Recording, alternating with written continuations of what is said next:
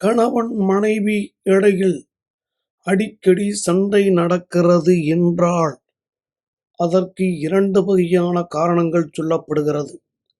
பெட்ரூம்ல கண்ணாடி இருக்கக்கூடாது. அப்படி கண்ணாடி இருந்தால் அதை இரவுல மூடிடணும். அப்படி இல்லாவிட்டால் கணவன் மனைவிக்கு இடையில் பிரச்சனை ஏற்பட்டது, சண்டை ஏற்பட்டது, மன வருத்தம் ஏற்பட்டது என்றால் 3வது நபரிடம் தெரியப்படுத்தக்கூடாது. அது குடும்பத்திற்கு நல்லதல்ல. கூட இருக்கிறவங்க உங்களை ஏற போடுவார்கள்.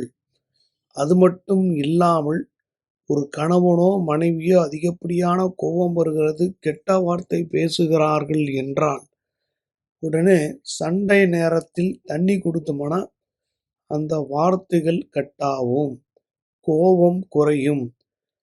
கோபத்தில் எடுக்கும் எந்த முடிவும் சரியானதாக அமையாது.